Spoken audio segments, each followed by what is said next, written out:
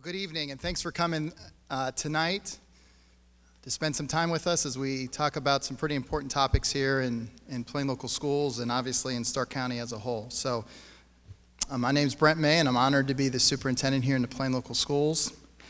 Before we begin, I just have some introductions I'd like to do. And to start off with, I'd like to introduce Board Member Monica Gwynn. Thanks, Monica, for being here. We also have Board Vice President Dr. Ambrose Perduke. Thanks, Ambrose. We have with us this evening Board Member Kristen Guardado. Thank you, Kristen. And we also have with us here that I'm going to be asking to come up to stage in 1 minute, Mr. Eugene Cazantzes as Board President. Thank you guys for being here tonight.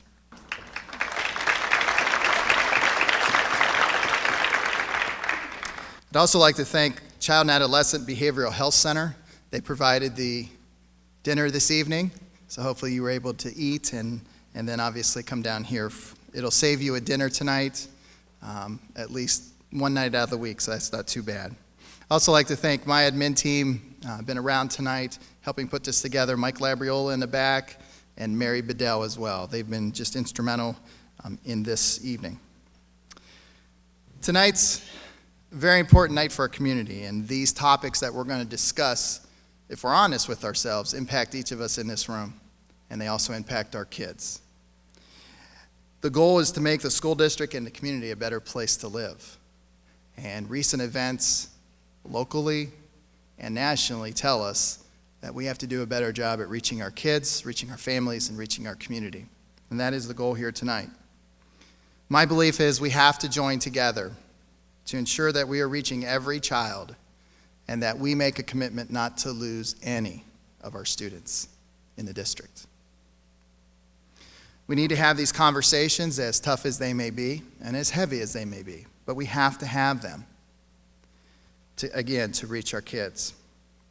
I don't believe we can waste any time, and I've heard stories already tonight by some of you that have come up to me and talked to me about your own story and how it's impacted your family, how it's impacted your child. And we're all going to face it at one time or the other. And I know tonight with our panel, we're going to hear things that will bring that to light as well. So tonight we're going to have 4 different presentations, and in between 2 of them, so after the first 2, then we're going to take questions from the audience. And I know at times that can be difficult, I want to ask this question or that question. I really encourage you to do that. We want to hear from you. And we have to get this out, we have to talk about it, and find ways to reach our families and our kids. So we have 2 mics down here, and when we get to the question and answer, myself and Mike Labriola will be out there. We can have you just come down, and if you don't want to do that, we'll hand you the mic as well. So anywhere that you're at, we'll get to you. We have 4 great resources, 6 great resources, and we're going to introduce them in a minute. So again, thanks for being here tonight. And at this time, I'd like to welcome Mr. Eugene Cazantzes, Plain Local Board of Education President.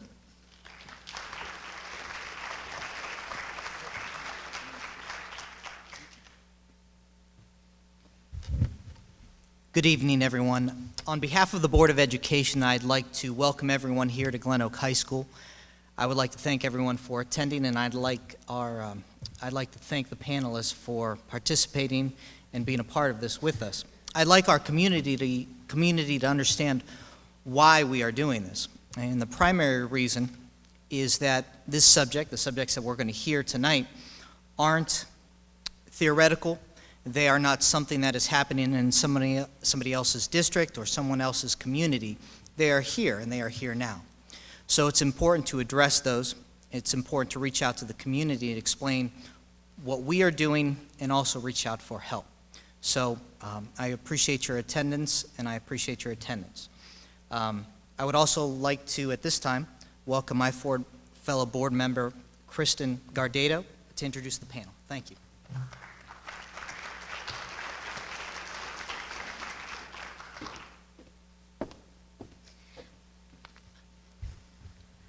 Good evening. We in Stark County are very fortunate to have a really phenomenal justice system and community support, and I've been lucky enough in my career to work with many of the people in this panel. And what I can tell you about each one of them is that if you contacted them after today, all of their doors are open to help you find a resource for your family, whether it was on this subject or something else. First, I'd like to introduce Christina Papaleo, who is a school counselor. She's been trained in both SOS suicide prevention protocols and bullying prevention. She's also a licensed social worker. Prior to being a school counselor, she managed an independent living facility for youth aging out of the system, ages 16 to 21. Christina Papaleo is also, I have to mention, a Plain Local resident, having 3 children with 2 school-age children attending Plain Local. In addition, we also have Jacob Morgan. He is the IT director for the Stark County Family Court. Jake and Judge Hall developed a, quote, think before you post program that was really geared towards area youth and internet and social media safety, and really thinking about what you do before you post it. I'm always very honored to introduce my former boss, the Honorable Judge Frank Forchione. He is currently serving his 2nd term as a judge of the Stark County Common Pleas Court, and previous to that, from 1994 to 2008, he was the Canton City prosecutor, where he was a phenomenal boss and mentor. He initiated the state's first truancy program that we continue to have in the Canton City Prosecutor's Office, and that was the first one in the state of Ohio. Judge Forchione, kind of his brainstorm, he is currently the chairman of Stop Heroin from Killing Committee, and they've recently just had a symposium, which was just held at Malone University with over 200 people attending, based on the rise in heroin use in Stark County. And I think Jake and Frank are also Plain Local residents. Just, I have to throw that in there. Next, we have Kay Port. Kay Port serves on the Stark County's CARE team as the director, and since the spring of 2011. Prior to that, she spent 28 years in the classroom as a teacher, coach, and administrator with Perry Local Schools.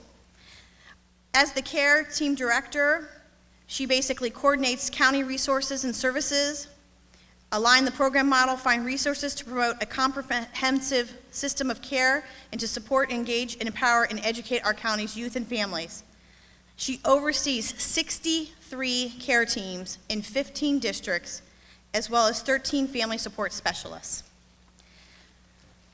Down at the other table, we have Christy Donnelly, who is currently a assistant prosecutor with the Canton City Prosecutor's Office.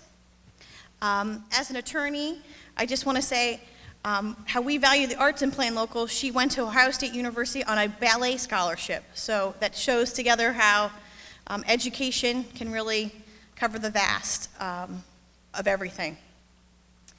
In addition, she's also a Plain Local resident and a parent to children who are in exactly the age where a lot of the problems begin. Furthermore, we have Jim Knight, who is with the Stark County Prosecutor's Office in the crime prevention. Jim really is a community member who goes out into the community.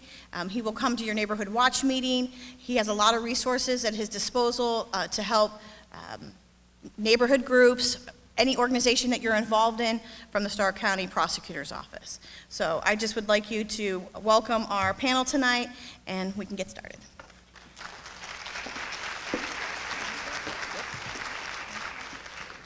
Okay, at this time, I'd like to lead off tonight, batting first, Judge Frank Forchione.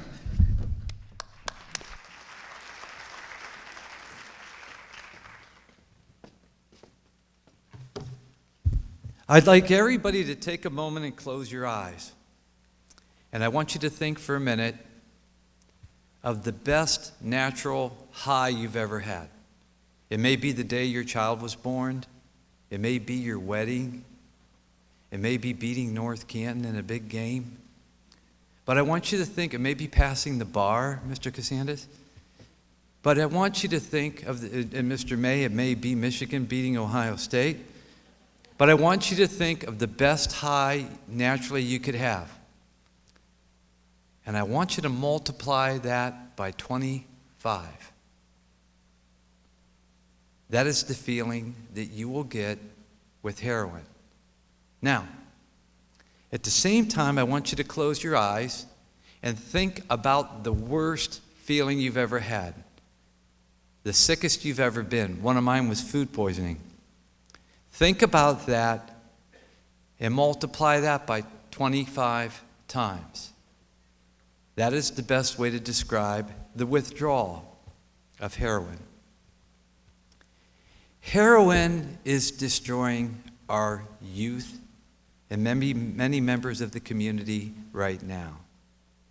And that's what I want to talk to you about, because when you think about this, in 2013, we lost 16 people, young people, to heroin.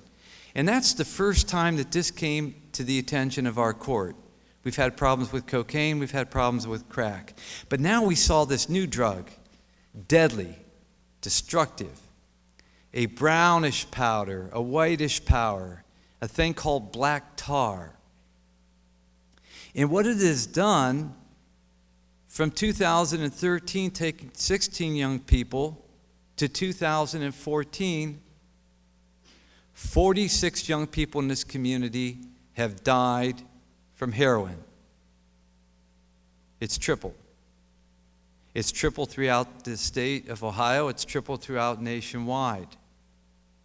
Right now, heroin is the leading killer of our youth. It's ahead of automobile accidents. It's ahead of anything.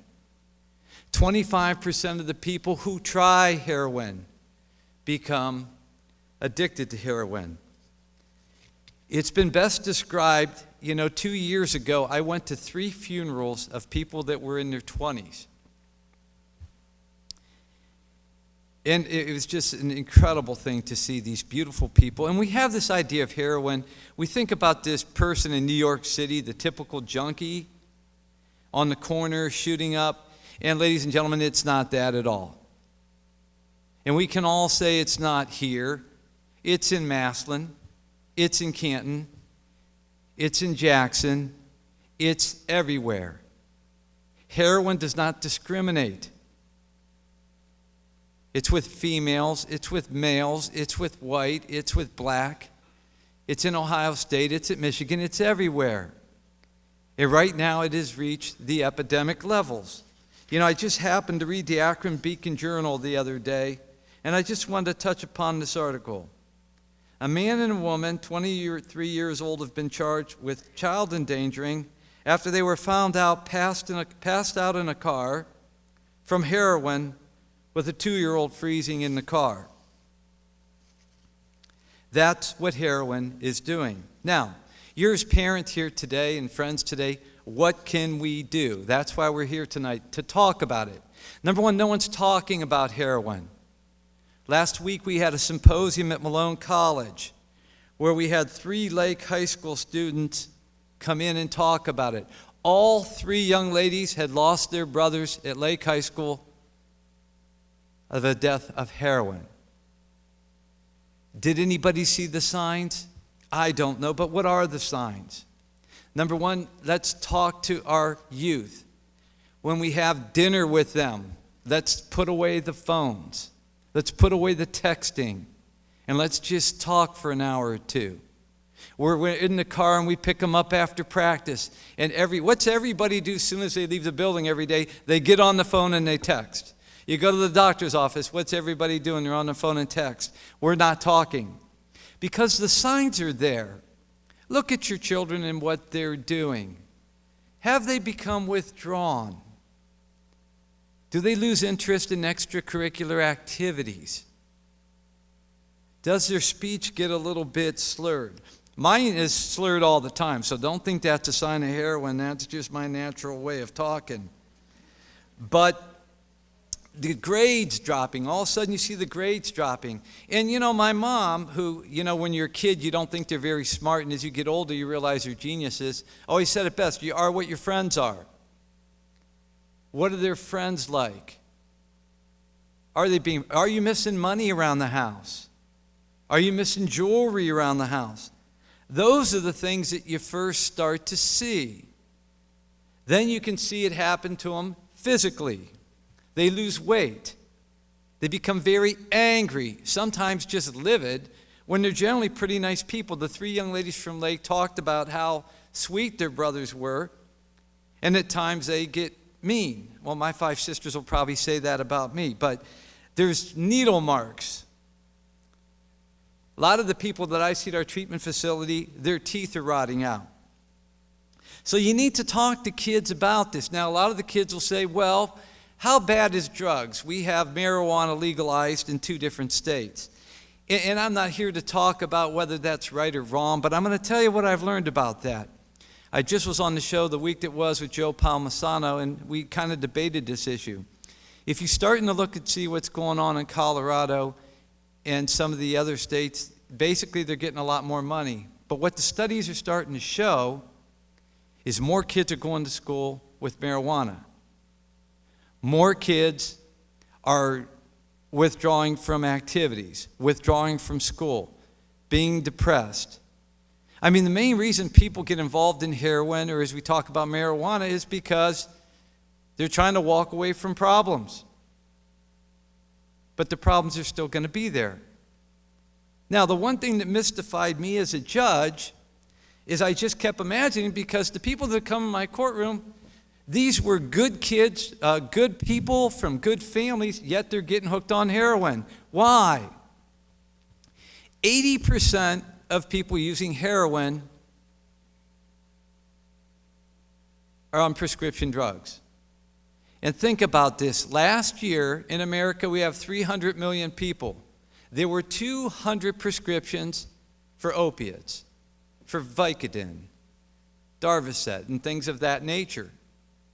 So 80% of the people that get hooked on heroin are coming from prescription drugs. Why? Well, with some people it's an issue of pain. A lot of people in middle age that maybe they've injured their back and they're getting Vicodin and things of that nature, they can't afford it anymore, or maybe the prescriptions are cut off. Young kids, there's a new thing that when I grew up, every once in a while, we'd steal a couple beers out of Dad's refrigerator, and we thought that was a pretty big deal because they used to have these Lowenbrau commercials, and we thought that was a great beer. What's happening now is everyone's taking pills. Teenagers are taking pills out of grandparents' medicine cabinet, parents' medicine cabinets. And I see a couple heads shaking up and down, and maybe they're aware of this, but they're having what are called farm parties, not FARM parties, but PHARM parties, where all the kids bring different type of drugs. And then they take a couple of them, and they don't even know what they're taking. And the problem, as you can see, and the reason we need to talk to the kids about heroin is these kids don't know what they're getting. Heroin has different doses. The state of Colorado just that has legalized marijuana now, what's happening out there is they just had last week 3 kids die of the synthetic marijuana. That's the vegetation that's soaked in compounds that people don't know how powerful it is. Most of the people with heroin, they develop a tolerance level. Well, what happens when they don't have a high tolerance level and the dose is high? They generally end up dead. So we need to talk to young people about it. We as parents, aunts, uncles, teachers need to look for these signs. You can generally tell if somebody's overdosing. Number one, they'll start to lose their breath. They'll become blue in the face or blue in the tongue, blue at their fingernails. And when you see those kind of signs, we need to get them help directly. What are we doing about it? Well, we're doing a couple things. We've started a committee, a Stop Heroin from Killing committee. Number one, we're trying to do exactly what I said. We're trying to talk. And you'll see our billboards out there in the community. We ran a bunch of them in the fall that said, "Stop heroin from killing. Let's talk to your teenager." Please, I beg of you, sit down and talk to your kids about it. It wasn't talked about in my family, and I have 7 brothers and sisters and 12 nieces and nephews. But we're talking about it now because we all have a family member, a coworker, a relative, a high school friend whose life is being ruined and destroyed by heroin. Now, the biggest question that I get is, how do you get help? And that seems to be something that has everybody kind of stumbled. And it's amazing. I started talking about this last month and did a couple radio interviews for our symposium. And I had 2 people call me that week that said, Judge, I'm not arrested for anything, but I have a heroin problem. I want to get help. What can you do for me? That night we got them and called the crisis center and got them that night. You'll see some of the pamphlets that are out there on the table. You can always call the crisis center at 330-452-6000. There's materials I brought out there from Quest Recovery Service. What we are trying to do as a judge, the days of locking everybody up and throw away the key are over with. We need to get them into treatment. And we have a treatment program out there at the Stark County Regional Community Correction Center. And I go out and talk to these young people. And I ask them, what got you hooked on marijuana, or more importantly, heroin? And it's generally the same answer. I wanted a bigger thrill. And think about a lot of kids today. They have so much that we didn't have. I mean, I talked to my nephew the other day, and he told me he'd been to Disney World 6 times, and he's a good kid. I still haven't been there. But what happens with a lot of young people is they've been given so much that they're looking for another thrill. And that's what I mean. This heroin, it's not in the projects, it's with the affluent. And so these kids say, well, let's try it one time. With heroin, you don't try it one time. Heroin is the devil on this earth. And you may think I'm exaggerating, but I'll tell you what. You come to my courtroom every Monday morning, and Mr. Cazantzes will tell you that as well, because it's just not about these statistics that I'm telling you about people dying. It's not just about the statistics of in 2011, 426 young people died, 2012, 680, 2013, 1,000 young people died of heroin. It's what is happening with the heroin. It's so cheap. It's $5, $10, but once you're hooked, people will tell you that they have about a $200 a day habit. Well, what do? They then go out and break in somebody's house. They rob one of these Minute Marts or these shopping stores. They go in there with a gun. And now somebody, and for example, in my courtroom Monday morning, I had a young lady that was with somebody on heroin who robbed. She's an addict, and she was a 4.0 student. I had somebody in my courtroom hooked on heroin that had a full ride scholarship to Division I football program. I had somebody in my courtroom that had a full ride to an art institute school in Pittsburgh. We can say it isn't going to happen to us or anybody in this room, but it does. Now, I don't want to publicly say I'm a fan of the TV show Glee, okay, because I have a reputation in this community. But let's think about it. It's kind of ironic that the one young man that would end up being killed by heroin overdosing was the squeaky clean football star, Corey Monteith. Look at the actor Philip Seymour Hoffman injecting heroin. Ladies and gentlemen, I want to thank you for letting me come here today. And if there are any doubters, come into my courtroom Monday. But all I'm asking you tonight is this. We're going to go home and we can talk about school. We can talk about LeBron and Kevin Love and why they're not getting along. We can talk about Johnny Manziel. We can talk about Taylor Swift. But by God, let's start talking about heroin. Let's start talking about drugs.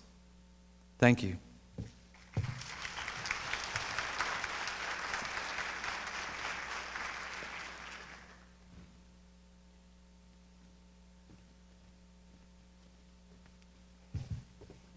Thank you, Judge Forchione. My name's Kay Port. I'm the director of the Care Team Initiative in Stark County. I'm humbled to be here this evening and look out into the audience and see all of you sitting here because you care about your community, you care about your schools, you care about your children, your young adults, your teenagers, and you're just wanting to know a little bit more about how we as a community can work together to make their lives better and yours as well.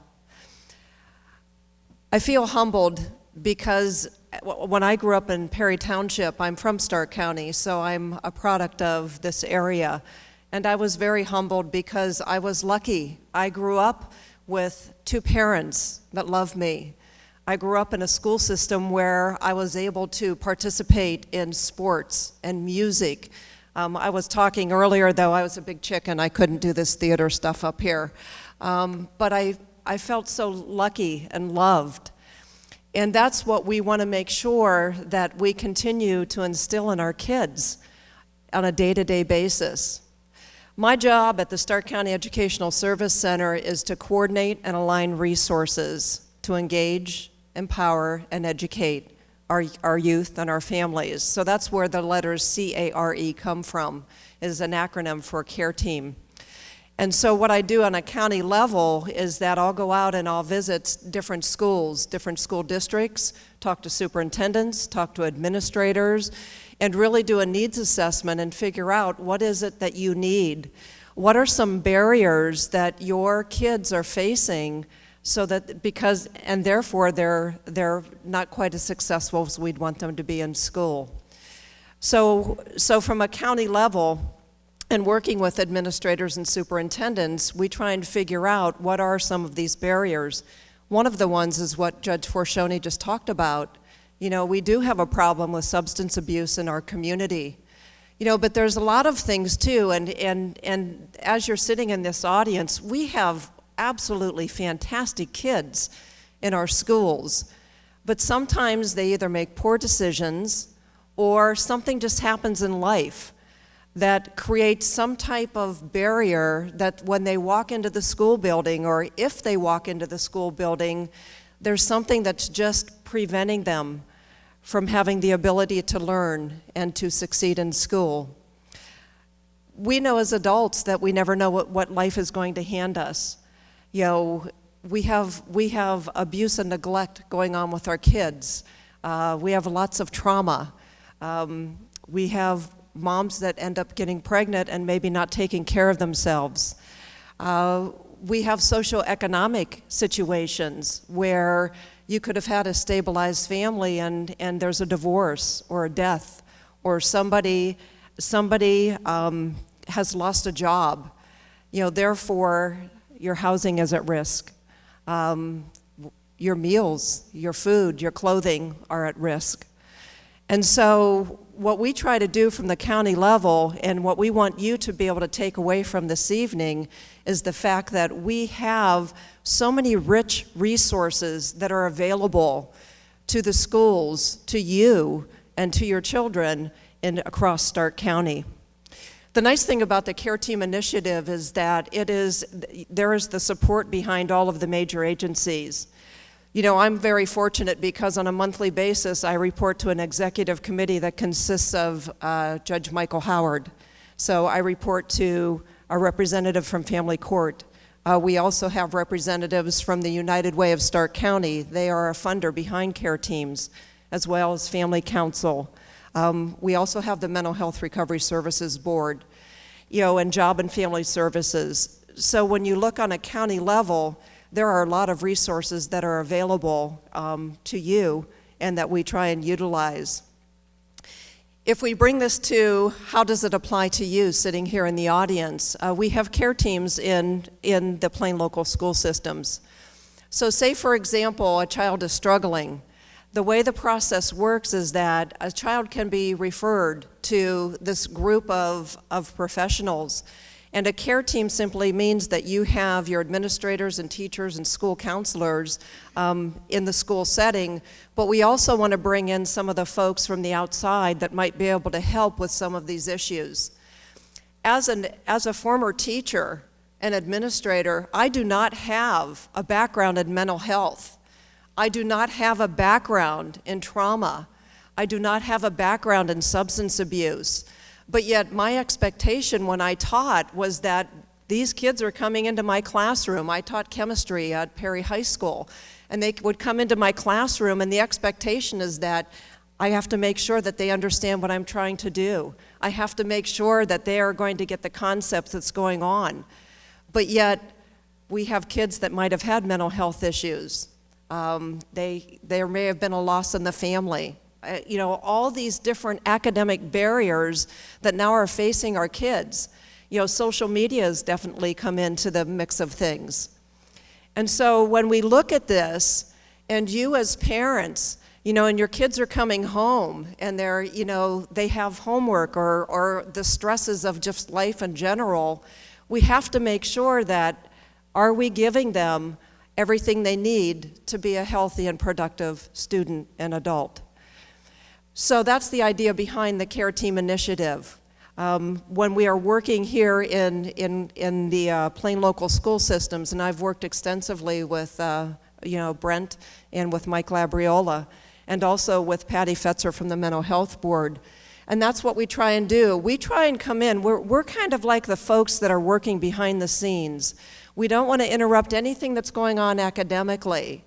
But if somebody is struggling or a child is struggling, what does that teacher and what does that building administrator need to make sure that they can stabilize a child, to make sure that that child can come into the classroom ready to learn? And so behind the scenes, this is what I coordinate from the county level. Simply looking at, there might be kids that need mental health services. Well, we want to make sure that you have access to those and that you know where to go to. There might be kids that are, traumatized for whatever reason.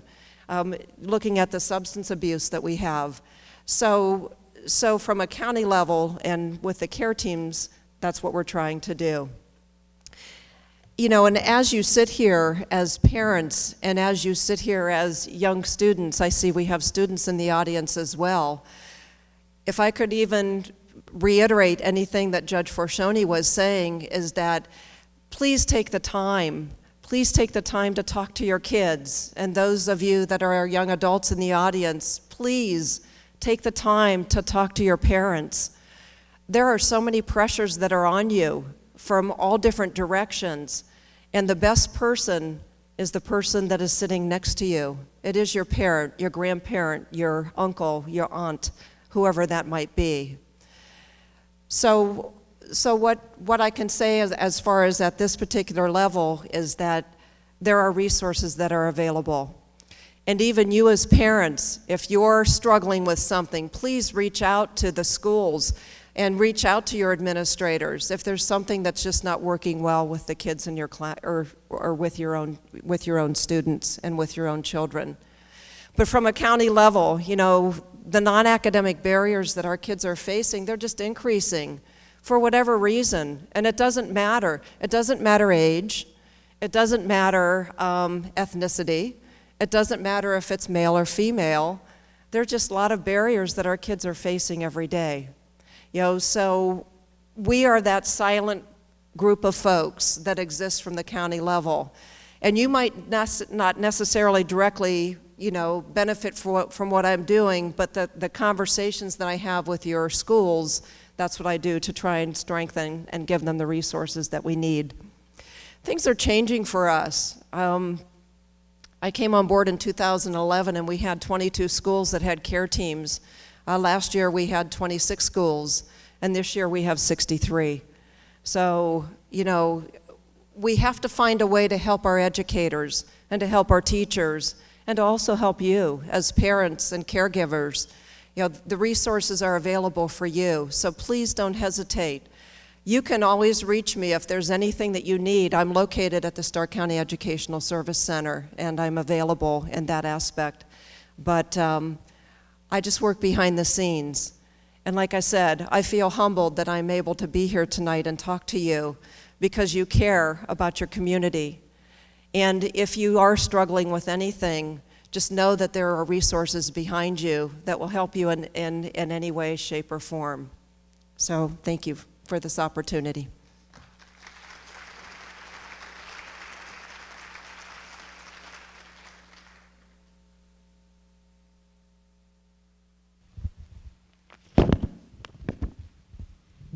Judge Forchione and Kay, thank you. The Care Team initiative in our schools allows you to call in at any time if your child is struggling with anything, a non-academic or academic, but really focusing on the non-academic, and say, hey, I need some help in this area. And we can immediately hook up with Kay and direct you to the right resources to help your child. And that is the beauty of the Care Team. So we need to use that, because that will really help you, it'll help your children. Obviously, it'll help us in the classroom as well. So at this time, Something else I wanted to mention is that we've involved CNA counselors in every building. They're assigned a number of hours to work for our staff, because our guidance counselors are not always equipped to handle some of the situations that we have here. So we've included and added, as an addition, CNA counselors to assist our guidance counselors who are dealing with the academics to be there in the event that someone would need some additional services. So that's also a connection that we have within every school building in Plain Local. okay, at this time, this is the interactive part. Do we have questions we'd like to ask? Yep, I'll come to you. This will be easier. Hi, thank you for coming. Appreciate your taking your time. As a parent and as a teacher of, I have generally high-achieving honors students, and I think Kay, you touched on this a little bit.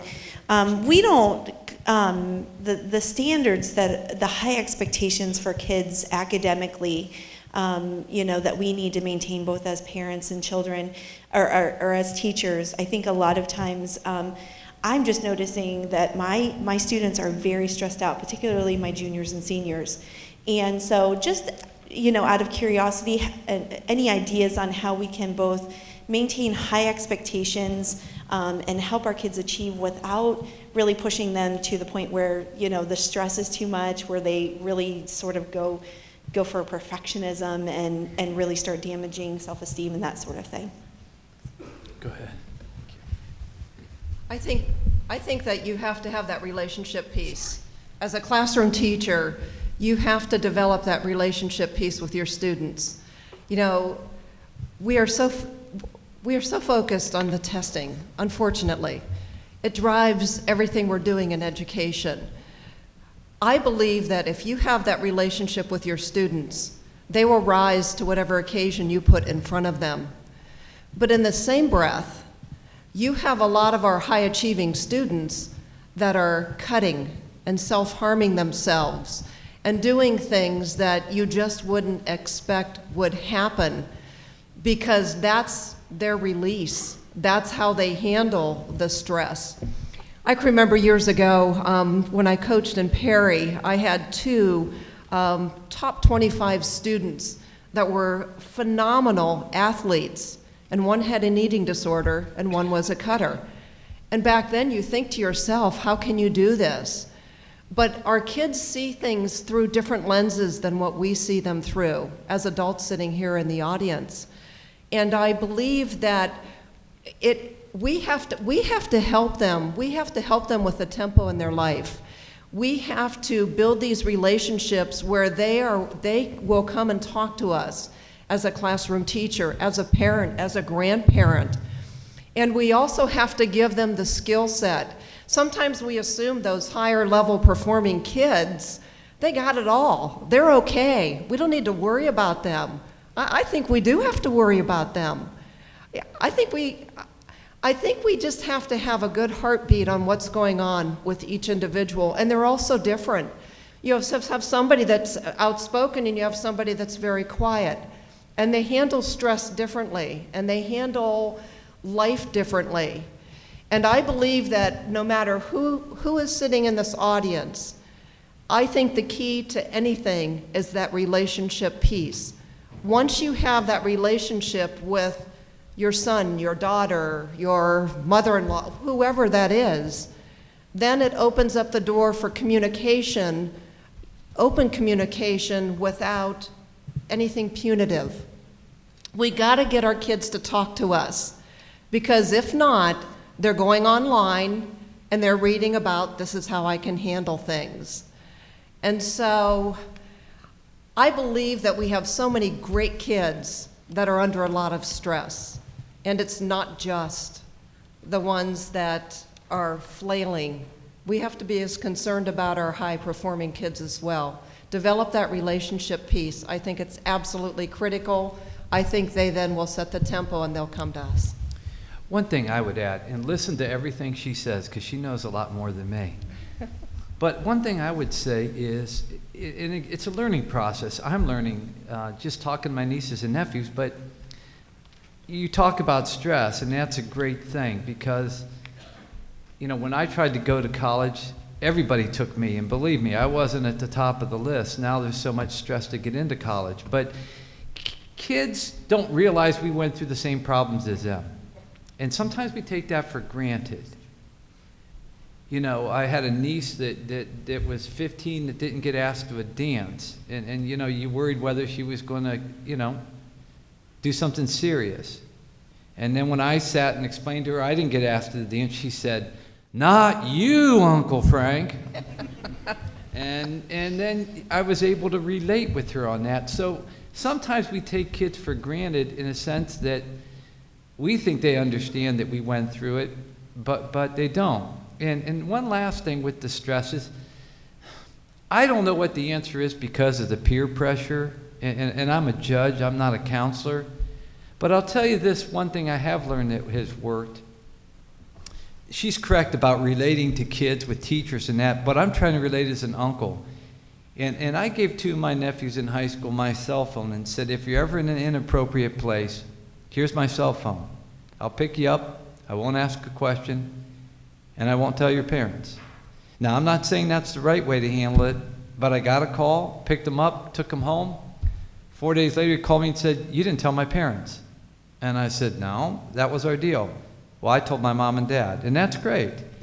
So I think the point I'm just trying to make today is we need to maybe try to understand a little bit what they're going through. We have another question here.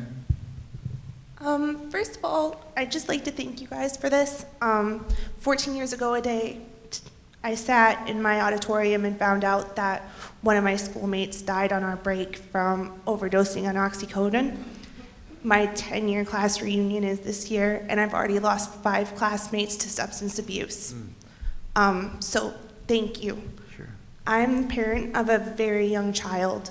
At what age do we start talking about this stuff? Because in my day, the panel would have been talking about marijuana, oxycodone, ecstasy.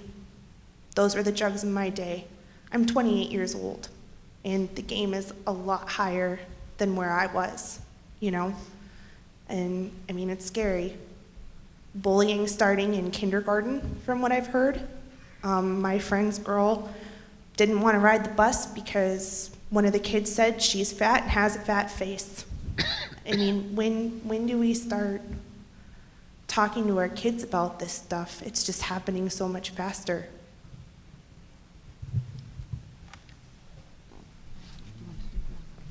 You want to take it? Go ahead. Go ahead, Kristen. Speak before I speak. I think it's really important also to direct it back to the relationship building and thinking. As a parent myself of a young child, and I see this every day, when I work with my students, I talk to my children now. I have a 3.5-year-old, which she's there.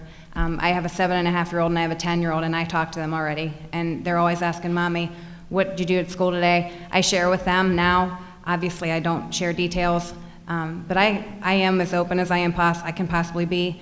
I think of my own children all day long when I'm at school, and I think, and I'm older than you, but you're right.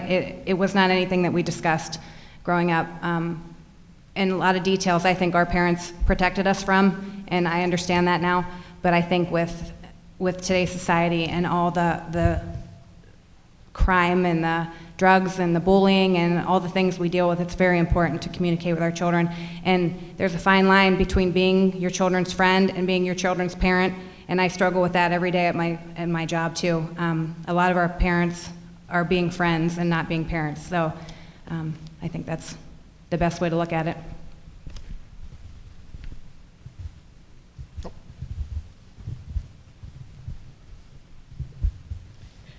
I'm interested in knowing more about the care teams, but also maybe not only how they work in our schools, but maybe some idea of what those care teams do and how they can partner and take a child who may be either at risk or in a negative situation and make it a positive without putting more pressure on the child.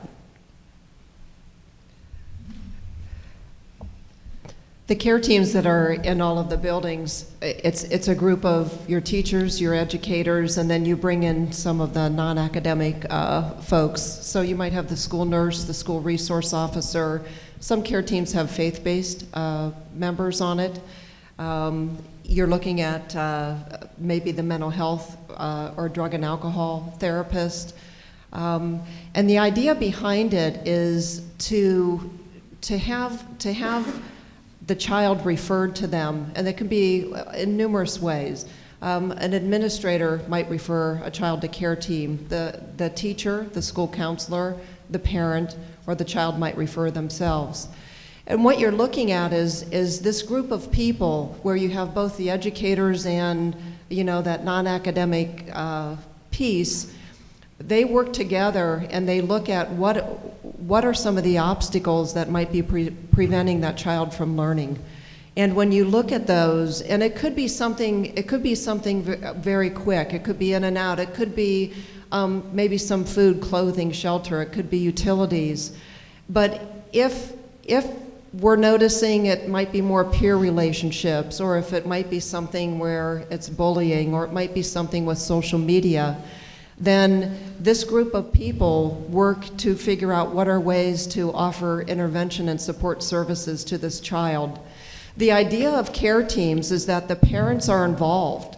You know, this isn't something that's done in isolation. We truly believe that if a child is struggling at school, number one, we need the parents or the caregivers to be a part of that. Sometimes a child struggles at school and there might be struggles at home as well. And so when you have these mental health folks that are on board, and this is what they specialize in, or you have folks that can, in Plain Local, you have family liaisons.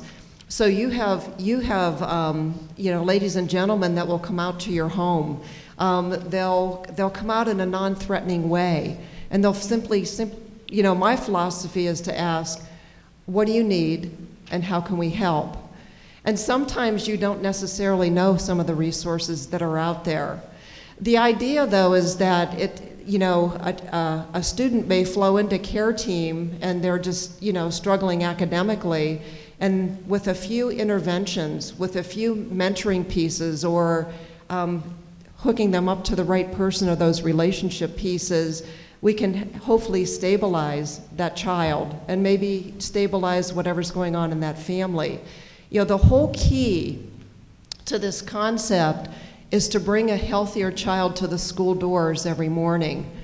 And hopefully, you know, there are some students that might be involved in care teams from the time they're in first grade, going into second grade, going in third grade, or there might be something where they just need a little bit of socialization skills. They just might need some additional help, additional support that's not necessarily academically oriented. You know, the teachers and the school administrators, that's their job. That's they're professionals at that. And so there's no rhyme or reason as to what the barrier might be. It could be moving from one district to another. It could be somebody that was removed from a home and is now a foster child that's now attending Glenwood Intermediate School. And so there's all these, any scenario that you could imagine, that's what we try and do. And with the group of folks that make up a care team in each building, if they're not sure what the resources are, that's where I come in. You know, I'm able to help guide our educators, our school counselors, our administrators, and simply say, oh, you have this foster care situation, then this is the person you need to contact. So I become more of a conduit type of person where it's an if-then. So if this is the situation and we don't have the resources on hand right here in the school building, then who do we need to reach out to? And so I act as a connector in working with your school counselors and your administrators. So the whole idea, once again, is not, definitely the parents are involved. There are some parents that they don't want you in their business. And so we just have to keep working on that relationship piece. But there are some parents that just don't know where to look or where to reach out to. And so the idea is not for it to be long-term. How can we help this family and this child so that when they walk into the classroom, they are ready to learn? And that's the basis behind it. Okay. Did I answer your question? Yes and no. I've been reading a lot recently where they see that people that are involved in drugs and things have fallen into that, and a lot of it was maybe a result of isolation or loneliness or things like that, where they take people and they put them in different social situations where they're of value, and they give those people back some value. Is what we're doing now working? Is it being measured as a working mechanism? Is there a success rate? Or are we continuing to look at new and different ways of helping kids be successful?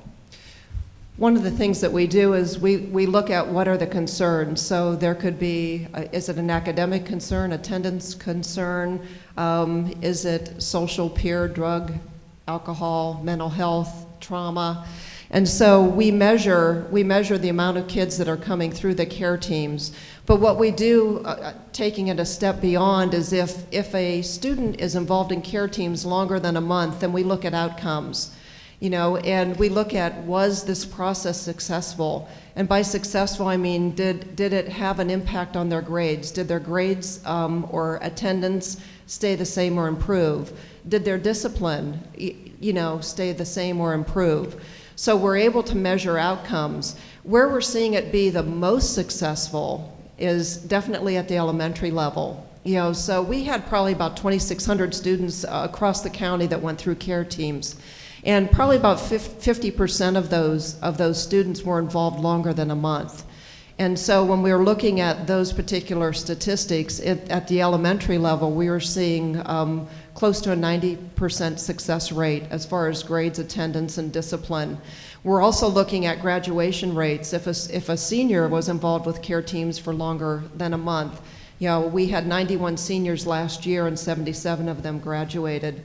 So from a statistical point of view, we are looking at the outcomes. We look at care teams being just a piece of the pie with all the other fantastic things that are going on. And when we're able to measure those and look at those statistics, then we're able to go back to the courts and say, we need this, or we're able to go to Family Council or to the United Way or whatever those organizations are, and we're able to start identifying gaps. And that's the conversations even having with Brent and Mike, that we've been able to look at what are the gaps here in Plain Local, and how can we use community resources that won't interrupt the academics to help strengthen that. So the answer is yes, we're measuring it. Okay. We'll make this the last one before Christina. Hi, my name is Christy. My son was bullied. I'm just going to say it. And the principal at the time of this situation was not concerned. Knock on wood, my son is a 9th grader at GlenOak High School now, and his confidence is coming up, and he's coming along really well. But the principal in the junior high, where this happened, the majority, was not concerned about this bullying, okay? His best friend comes in, got punched in the face, glasses to the side, books scattered. How do the principals handle this? How are they supposed to handle this? Because the principal didn't care, because bullying doesn't happen in his school. Yet, a child took his life. I would just like to know, what are the principals? What are they accountable for?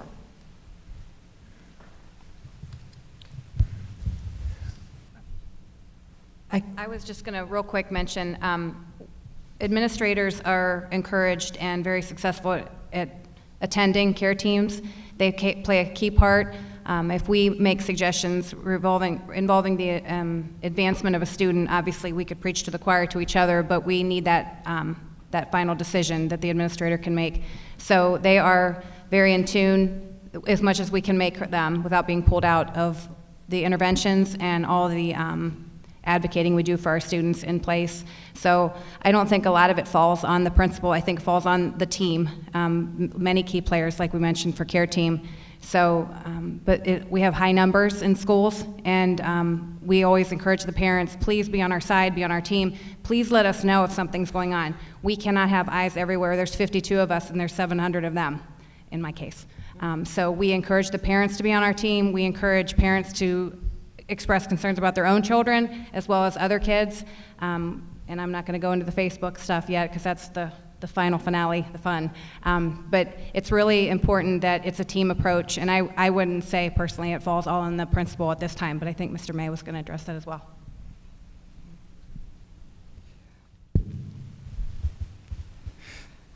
I mean, do you want to address it, or? Go ahead, Kay. As a former administrator, and I was in Perry Local, I always believe that when a parent comes in or a student comes in, that you listen to what they're saying and that you do a thorough investigation. I can only speak on behalf of what I did as a school administrator, and that's how I would have handled it. You know, being in a middle school, there could be an incident on the bus and it would take half my day because you're trying to figure out what are 10 and 11-year-olds telling you. I think in this day and age that we have to take everything serious. We have to get to the bottom of what's the root cause. You know, if a child is being bullied, then who's doing it? Who's behind it? How do we educate our entire building? And the Oveus bullying prevention program is in 29 of our schools right now. So I think it's a combined effort. You know, I can't speak for the administrator that you're referring to, but I can speak for myself.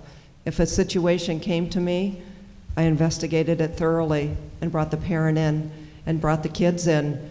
And you just have to keep going until you get to the root cause of what's going on, and then it becomes an educational point, a teachable moment. Whatever the code of conduct says, then you follow that direction. You give strength to our kids that are being bullied. How do we make them more resilient? How do we build up their self-esteem? Why is it that some kids, you know, crumble under being bullied and others just slough it off and say, are you kidding me? Or you're a goof, or you're an idiot, and they walk away. So I don't think there's an answer that would satisfy you, other than speaking from my experience. I just felt that was my job as an administrator. My job was to keep our kids in our building safe. That's the bottom line. And so I can speak on my experience. And just to finish up, you know, for the reason we're having this tonight is to get some of these issues out and talk about them. We understand that's going on in the schools, okay? So part of this is, yes, we have a process that we're supposed to follow, but in saying that at the same time, when you're dealing with young children and you start to talk to all sides, it's amazing all the different stories we're going to get. So we got to sort through it. We have to make contact with the parents, and we have to talk to them about what we can do. And many times we have to bring the parents together. Sometimes it does not work just to put the kids in an office and say, hey, we're going to work it out. Many times it comes back to sitting the parents down together in a room and saying, okay, guys, how are we going to work through this? So it's a complicated answer to a serious issue. So, but we do take it seriously. And you know, that's about all I'll say to that. The situation that you're speaking to, you know, we can talk or, okay, but, right, and that's why we're here. So, great, thank you. Okay, Christina.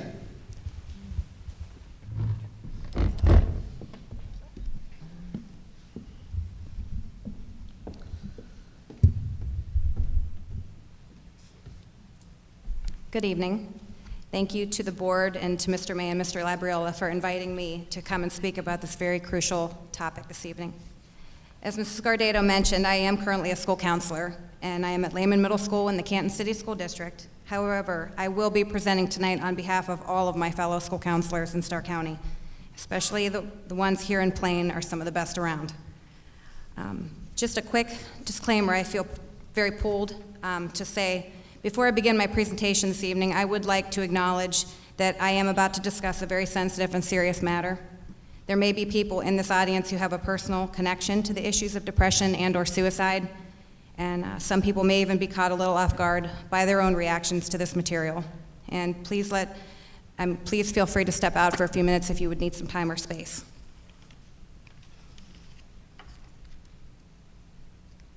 My topic this evening is suicide, the reality in our schools.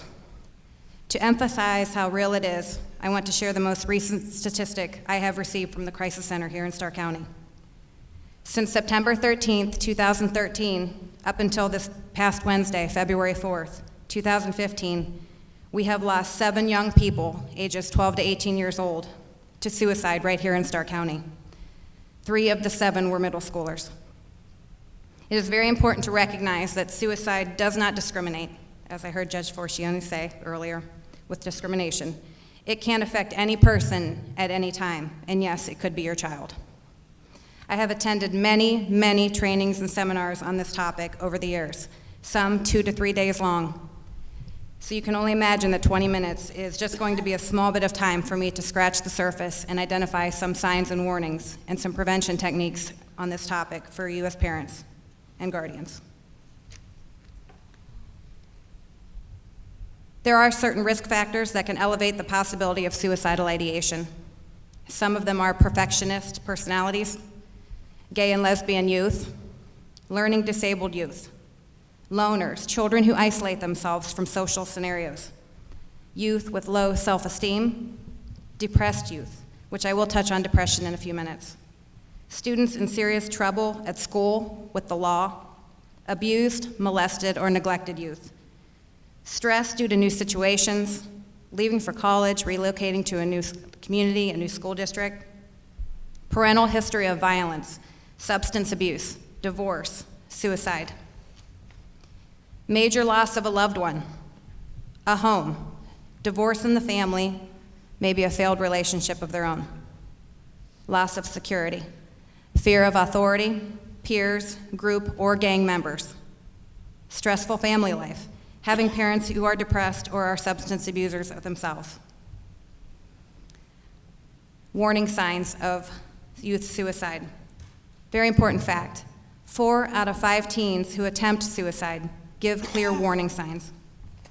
Some of them are talking about suicide, actually talking about the act itself, making statements about feeling hopeless, helpless, or worthless, a deepening depression, preoccupation with death, taking unnecessary risks or exhibiting self-destructive behavior, out-of-character behavior, a loss of interest in the things one cares about the most, visiting or calling people one cares about, making arrangements, setting one's own affairs in order, and again, that would probably be the older youth, giving prized possessions away, and I mentioned depression, frequent sadness, tearfulness and crying, hopelessness, decreased interest in activities or inability to enjoy previously favored activities, persistent boredom, low energy, social isolation, poor communication, low self-esteem and guilt, extreme sensitivity to rejection or failure, increased irritability, anger, or hostility, difficulty having and holding relationships, frequent complaints of physical illness, such as headaches and stomach aches. I can't tell you how many times my school nurse has played a huge part in identifying students that are at risk. Frequent absences from school or poor performance in school, poor concentration, a major change in eating and or sleeping patterns, talk of or efforts to run away from home, thoughts or expressions of suicide or self-destructive behavior. There are many myths in our community about depression and suicide, which often separate people from effective treatments now available, and it also prevents people from supporting suicide prevention efforts. School staff, students, and parents need to know the facts. Some of the most common myths are, it's normal for teenagers to be moody. Teens don't suffer from real depression. And a fact is, depression can affect people at any age or of any race, ethnicity, or socioeconomic group. Myth. Teens who claim to be depressed are weak and just need to pull themselves together. There's nothing anyone else can do to help. Fact.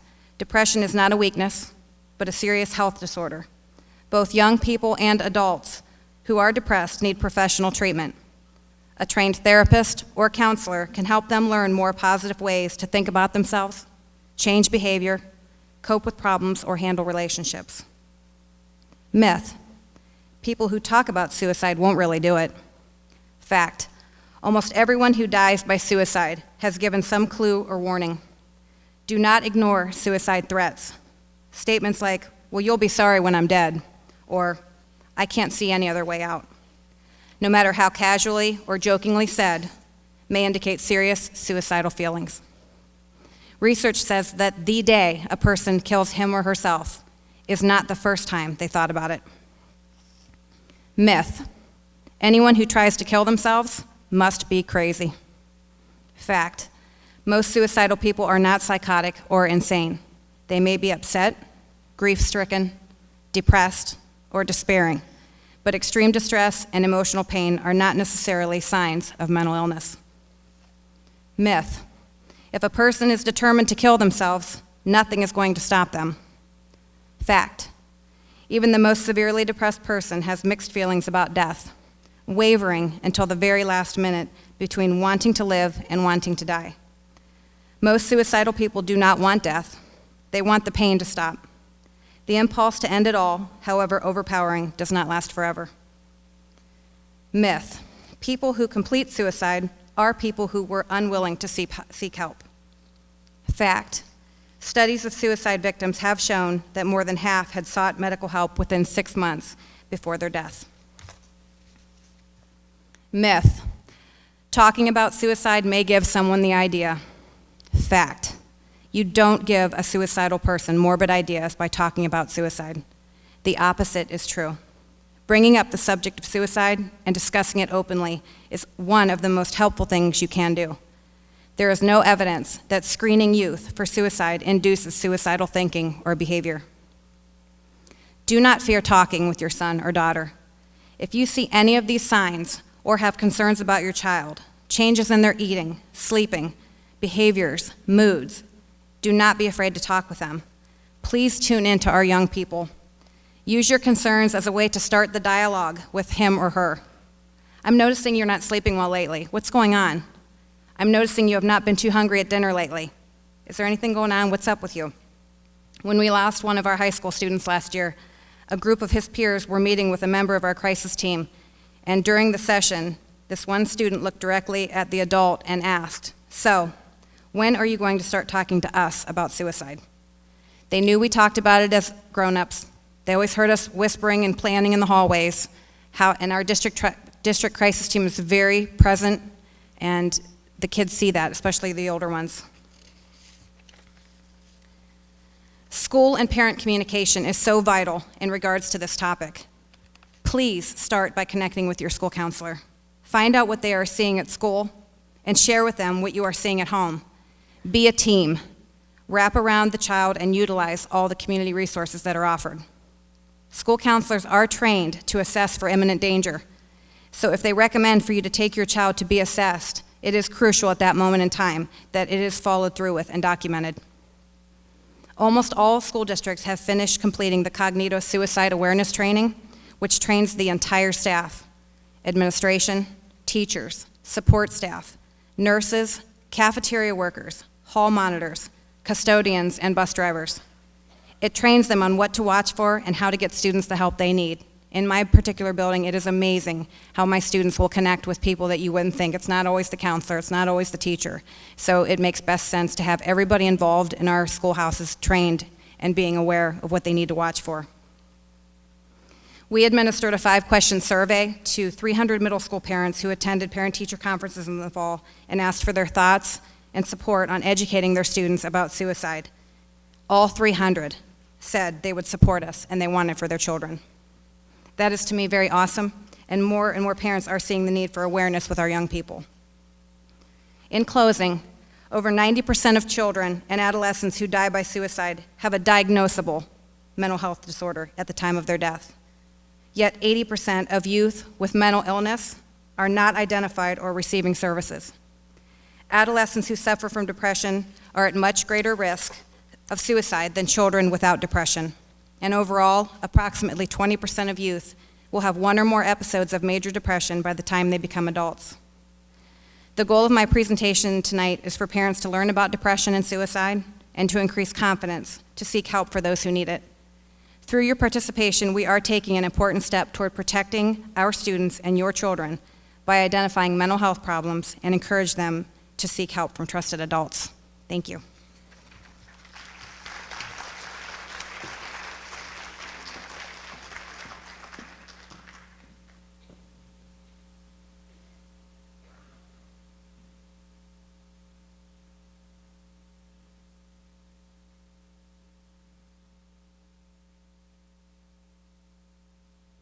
Do I have to use the podium? Okay, there it is. Thank you. Thank you guys for having me. I'm going to talk at the table, if that's all right with you guys. I don't know if you can see, but the stage has holes in it up front here, and everybody here made it to the podium and back, and I'm not going to be the one that ends up on YouTube. So I'm going to hang here. I got some talking points here, and we'll just discuss this a little bit. Plus, I only ironed my shirt for this evening, so I think this will work out even better. So, my name is Jake Morgan, and I'm the IT director at Family Court. We go out to junior highs, high schools, parents' nights, just like this, and talk to pretty much anybody that'll listen about internet safety and social media and things like that. This is not a doom and gloom, the internet's a terrible place kind of talk. I want to go on record right now and say that I am a huge fan of the internet. I can't tell you how many times my GPS has got me to and from on my phone, and you know, I'm a big fan of the cat videos, all that kind of stuff. So what I want to talk to you guys about this evening is just how laws are applied from the real world to cyberspace, but more importantly, how you can manage that. Everybody in here has school-age kids, so I think the management of what's going on is very important. I know a lot of times I get questions and, you know, the parents just seem overwhelmed, or there's so much out there. Yeah, there is. That's why it needs managed. I think if you can cut it down into, you know, bite-sized pieces, that becomes a lot more palatable to control what comes in and out of your house. Just a couple talking points here that kind of illustrate the fact that these conversations need to happen. There's been study after study after study about kids and the internet and things like that, and the average age of online exposure to pornography is 11. Now, most of that is incidental. You know, kids doing their homework, and, you know, whitehouse.com is a good example of that. You know, it's an innocuous site, but it's an innocuous web address, and you think you're going to one place when in fact it's something a lot different. 20% of parents don't supervise online activity at all, and I think that's kind of a telling statistic too. 71% stop after the age of 14. And I should mention here too, the 14, 15, 16-year-old age range makes up almost a quarter of the people who are victimized in some way, shape, or form online. Now, victimized being things that you would read about in a paper, but it also goes into categories like identity theft, you know, things along those lines too, which is one of the fastest growing areas of internet-related crimes, because if you take somebody's identity when they're 13, they may not know about it till they're 18 and they try to apply for credit. So that gives those people a 5-year head start. So another statistic is 62% of teens say their parents know little or nothing about the internet. I'm here to tell you that that's the flip side of that is also true. The 14, 15, 16-year-olds who are getting victimized online, I think it's interesting because we're getting to a point where everybody likes this stuff and everybody uses it, but not a whole lot of people understand how it works, kids included. I mean, we're all kind of in the same boat here. The laws that are being applied now, everybody can open a paper and I'm sure everybody's aware of, the sexting and all that stuff that goes on in schools. Ohio only has a sex offense statute that will apply to those kind of behaviors. That's not really what those laws were intended for. And I can, tell you from a juvenile justice standpoint that there's a lot of unintended consequences that go along with that. Having as a juvenile sex offense on your record will keep you from getting federal money when you apply for college. It'll keep you out of different careers. You can't go to school and become a teacher. You can't go to school and become a nurse because you can't be around the elderly. You can't be around kids. You can't live in dorms because you have a sex offense on your record. Those are all unintended consequences. There's also the Jessica Logan Act that went into effect about, I think it was 2 years ago, that directly impacts how kids use social media and how they go to school. It pretty much eliminates, the fact that a fight happened on school grounds. There's no school grounds anymore. If a fight happens over the weekend on social media and it spills over to the school Monday morning, that school is responsible to find out what's going on. The state mandates it now. So as a court, what we're seeing, a lot of the smaller districts, they're just calling their resource officers. Because this is, it's a huge amount of work to stay in compliance with this law. You gotta, talk to everybody involved. You gotta find posts.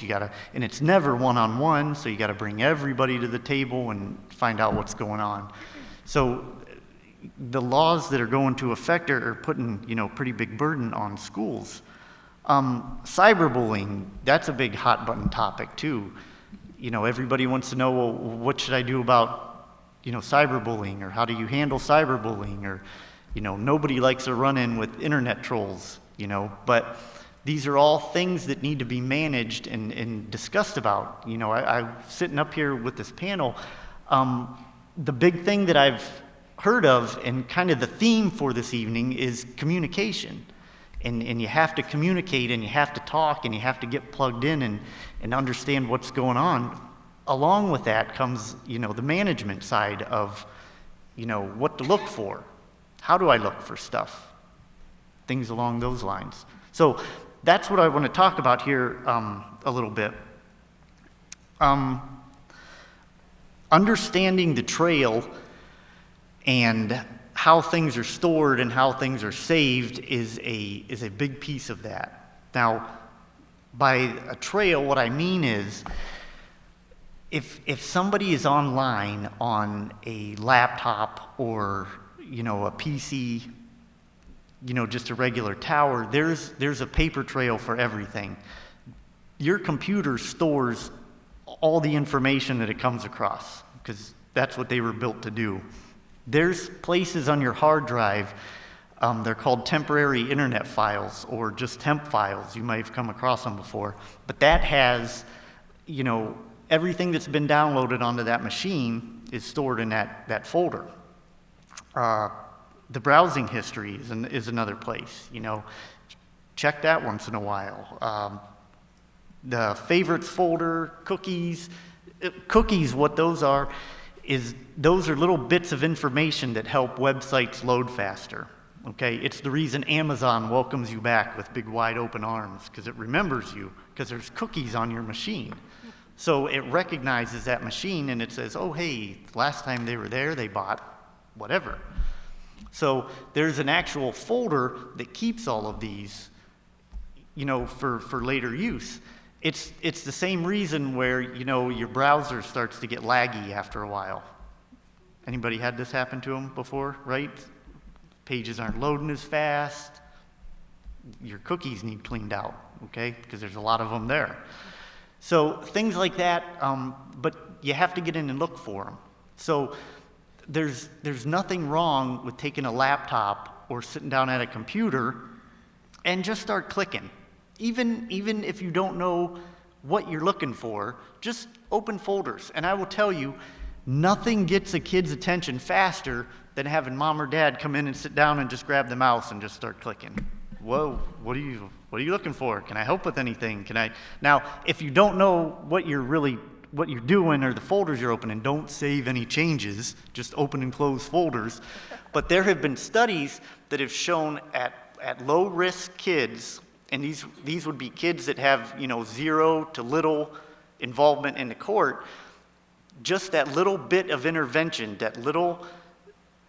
you just want them to pause for a moment before they do something. Sometimes that's all it takes, is that they want to second guess and say, oh, I better not, because people are keeping tabs on this, okay? Most of the time, that's all you need. The recycle bin is also a good place to look. Everybody that has kids know that they can throw stuff away, but nobody wants to take the trash out. So you check the recycle bin, because nobody ever empties that, all right? So those are places that you can look. Now, in terms of management and things like that, there's a ton of software that you can put on your PC, on your tablet, on your phones even, that kind of give you control over what's happening, what's going in and out. There's one particular one that's really good is a program called Super WinSpy. And what that does is it will install a folder on your hard drive that will keep track of every browser that's on that machine. So even if somebody goes in and cleans out the history, the browser history, cleans out the cookies, empties the temp folder, everything like that, that program will still keep track of where that machine has been online. So whether it's, it's really cool because it's this giant spreadsheet and it'll show you where it went, where it got bounced to, even how long they were on certain pages. So that's kind of a nice tool to have.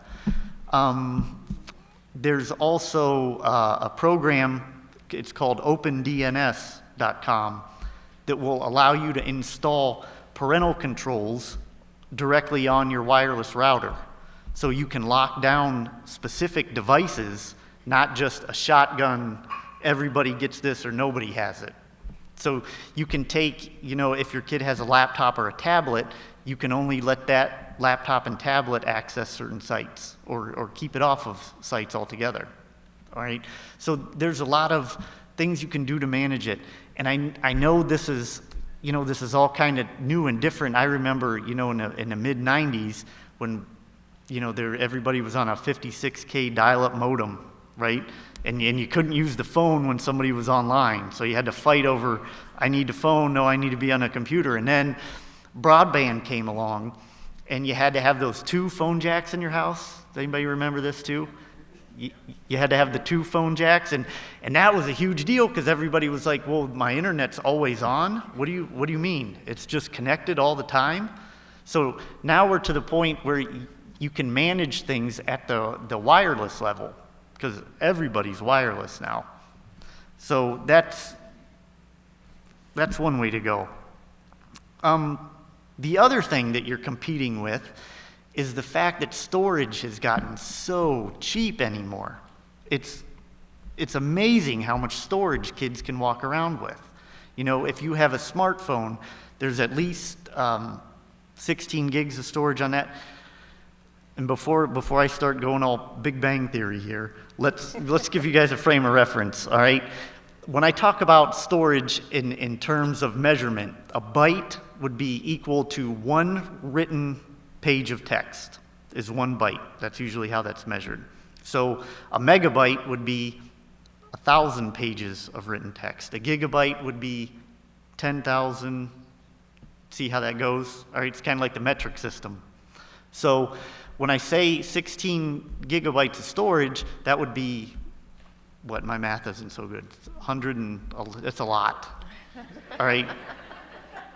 It's like 8 books or something like that. So, and that's just on a smartphone, okay? This tablet that I'm given, you know, these talking points on, this has 64 gigabytes of storage. Plus my phone, I have a hard drive here that's a terabyte, which is an enormous amount of storage. And that's not even, you know, the cloud accounts that people have anymore, okay? You get, what is it, like 15 gigabytes just for signing up for a Google account. So if I wanted to hide something, I have lots of places to do it. And a lot of schools anymore have, you know, the kids have flash drives that they keep homework on, that they take to and from school. And it's a great idea, but it's okay to take that flash drive and make sure that there's homework in that homework folder, okay? And to make sure there's no hidden folders on that device, okay? That's part of the management thing. So you can control what comes in and out of your house, all right? The other thing that I just want to touch on real quick is setting up accounts. This is another good management tool that I think is probably way underused. At my house, and I'm just speaking generally here, I have two younger daughters, or 2 daughters, and my wife and I, and there are 3 accounts on the family laptop. My wife and I have administrator accounts, obviously, and then the girls are just set up as users.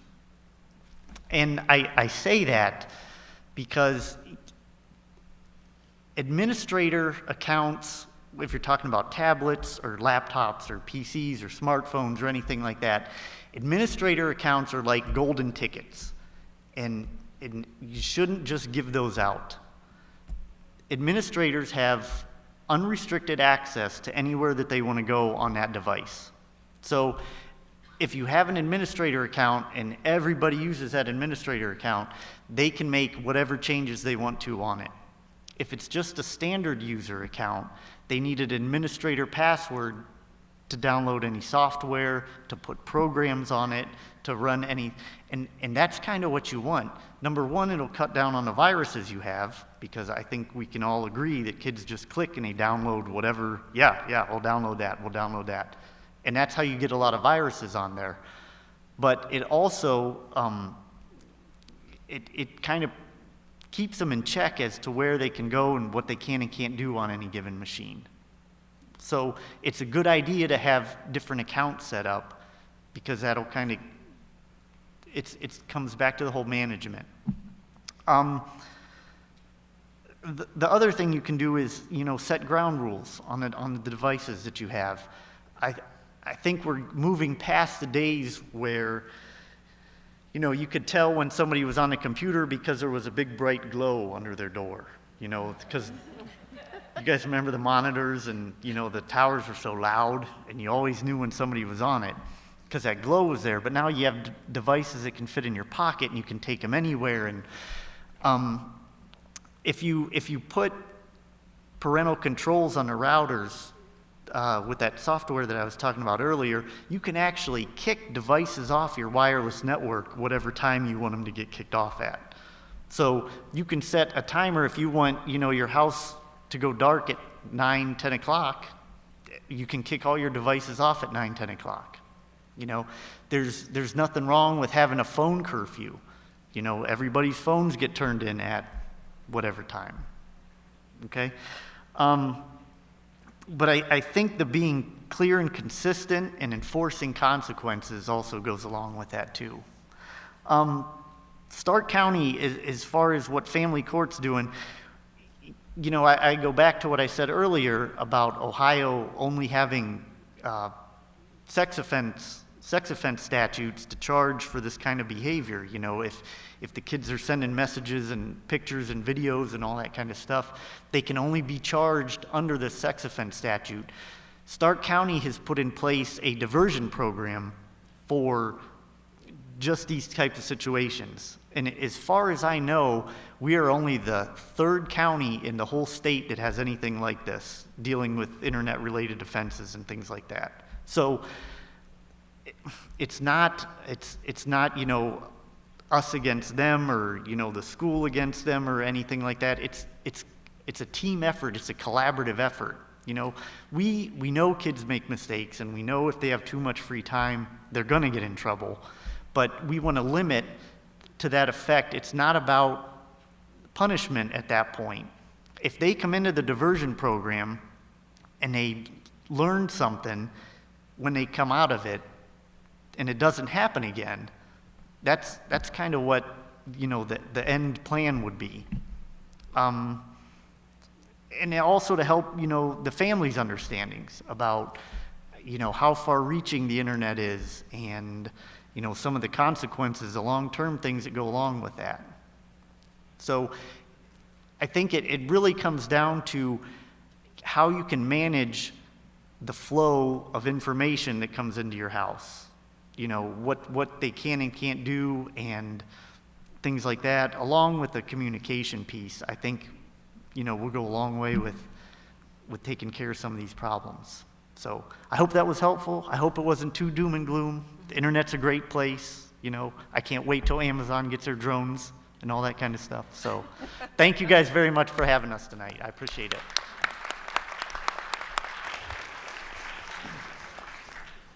Okay, we do have time for some more questions. Are there more questions? Okay, I got one in the back.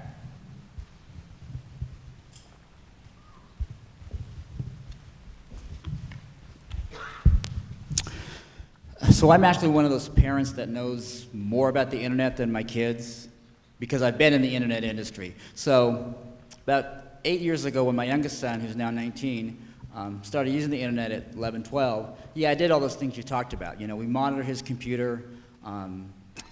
He learned incognito mode, but I could look at his cookies, things like that. But kids are getting smarter now, so now they know how to delete cookies, they know how to clear out their caches and things like that. But I tried to monitor that for him.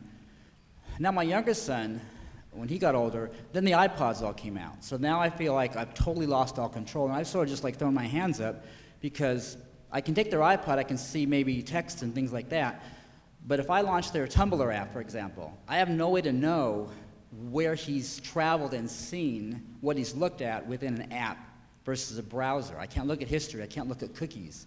And even though I'm a little more internet savvy, I'm not savvy enough to know like some of the things you talked about. I know a little bit about wireless things, you know, but I don't know how to dial into my modem. Maybe I can look at all the network traffic activity and see where he's been on his tablet or his phone.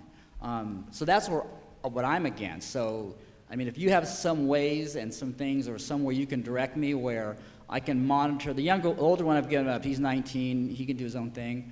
The younger one, yeah, he's 14, I have concerns. I don't know what he's looking at.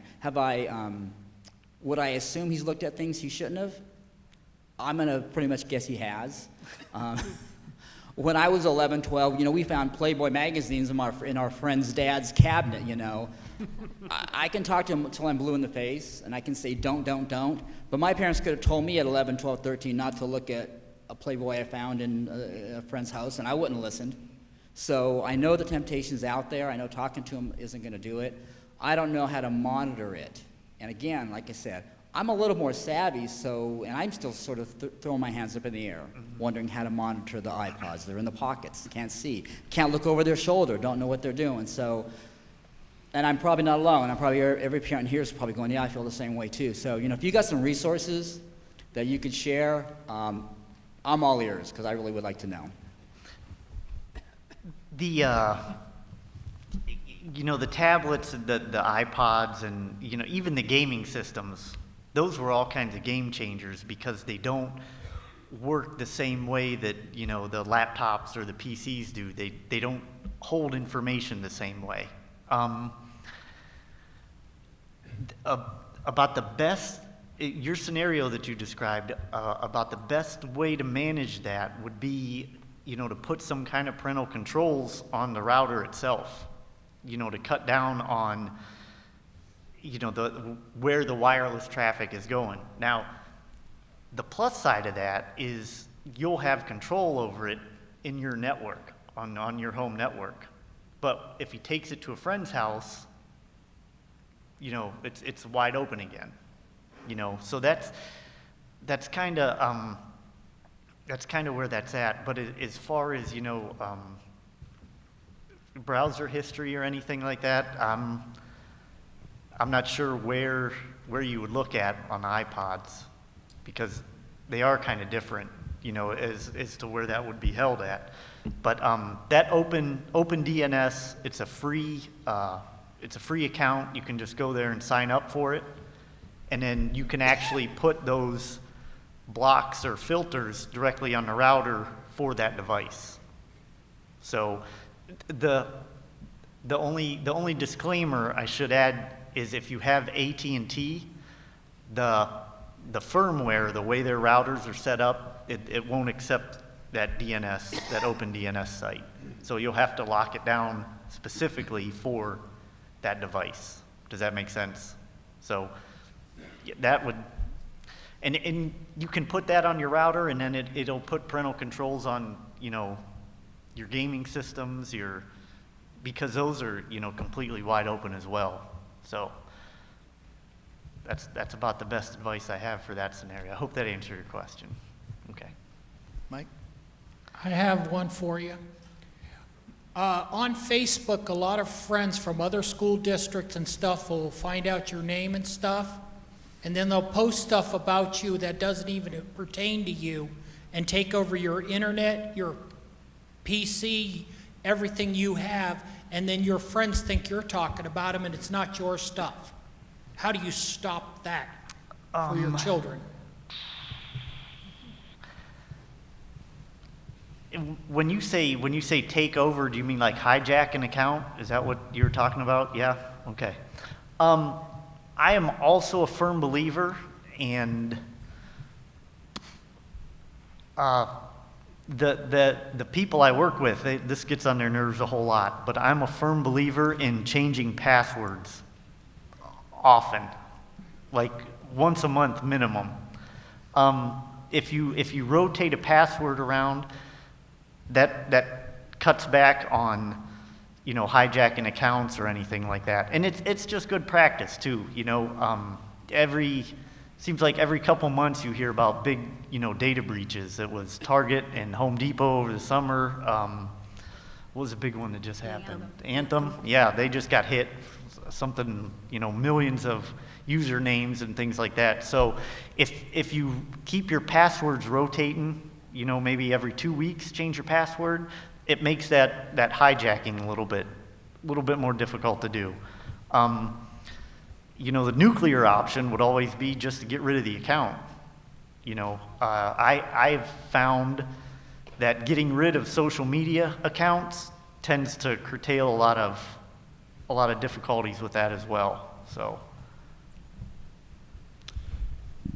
And if I could just add real quick also, Jake, maybe there's a point to this as well, but just also on Facebook with a lot of the ads that they have on there, be very careful about what things you could be clicking on there, as it could be opening up, what it could be opening up your account to. Anyone else? Okay. Yep.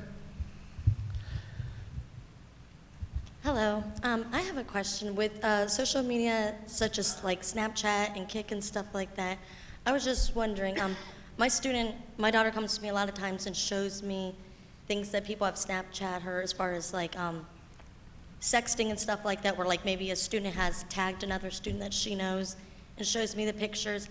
What I'm wondering as a parent, I understand some of that stuff you can and can't control, but I'm wondering, what are we doing in the schools as far as talking to these students and letting them know, hey, you can and can't do this, and if you do, there are, criminal things that you are going to be charged with. I think a lot of these students think like, oh, well, he's my boyfriend or she's my girlfriend, I'll take a picture, I'll send it, but I don't feel like enough people are talking to these students and letting them know you can be charged with, different charges such as, sexual things. And I'm just wondering what we're going to do as far as like a school, and if a situation comes up like that? Let me jump in here real quick, I'm sorry. The whole Snapchat thing, since that was brought up, when I go out and talk to schools, we bring that up and I make a point of talking about Snapchat, and it is not temporary. And I think that pops a lot of bubbles when I say that. You know, I explain how the internet works and what it was designed to do, and Snapchat uses the internet, so there's an element of permanence there. So, I mean, it was marketed brilliantly, but it's, 100% false, which, it's a free app, so you get what you pay for. But, I mean, I know from my standpoint, we go out and we talk to schools, and I've been to about every school in Stark County, so chances are they've heard that talk at least once, so. One comment to this gentleman's question right here about what you can do with the other apps and different things like that. There is a resource called Covenantize. It's $90 to $100 a year, and what you have to do with it's on a browser and it's on on all the smartphones. And what you have to do is you actually have to turn off all of the other apps on your smartphone. So you wouldn't be able to get to a Snapchat, you wouldn't be able to get to an Instagram. All of that traffic would go through the Covenantize browser. And what that does is it sends a weekly log of all of their activity right to your email address. So that's one way to do it where you're still utilizing the internet, but you have some more controls. So I wanted to make sure I could mention that. Could I go back to the internet and how schools are addressing? Thank you. I have to first reiterate what Jacob said, and that now that it's state mandated that we address all cyberbullying and sexting and so on and so forth in school. And I will be the first to tell you, it consumes about 80% of my day as a school counselor. The phones are out at all times. In defense of them, it has helped our investigation immensely because the kids screenshot things, they come right up to us. In the schools, we have strong safety and security that back us. So we have the community come in and speak to our kids, and they portray to the kids. It's up there. It can be retrieved at any time. You can erase, delete, and it's still there, and we can pull it in. And we've reiterated the message over and over to the kids, and I think the kids are seeing because we're pulling phones out and saying, that wasn't you, even though they can say, well, we made a fake account. But it has thoroughly helped our investigation, and because it consumes a ton of our day during the day. And I'm going to put a ploy out. I have a little story. With my kids, they laugh at me and say, I know, Miss Papaleo, you're going to put your mom hat on right now. When I became a counselor, I was trained you have to be a mom and be a counselor. Well, that went by the wayside for me a long time ago. I put my mom hat on all the time with my kids, and I tell them, you know what, you have to be, as your parent, you should be watching what your kids are doing on the internet.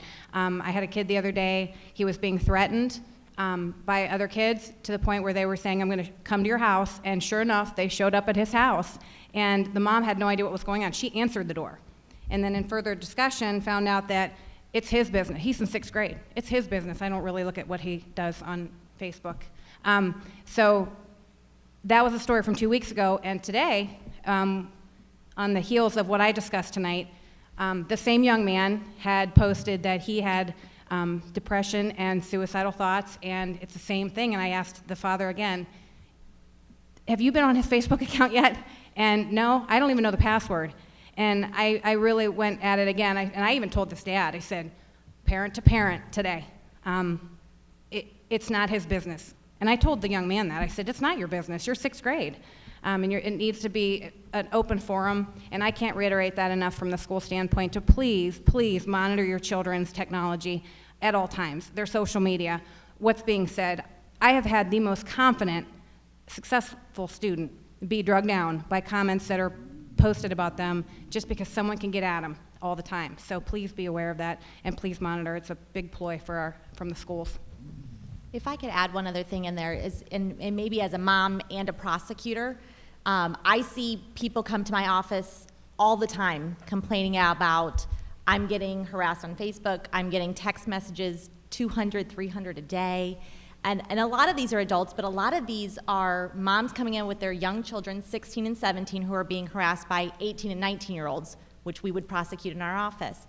And this is the first time they're seeing these, and I'm reading their texts, and I'm reading their Facebook posts.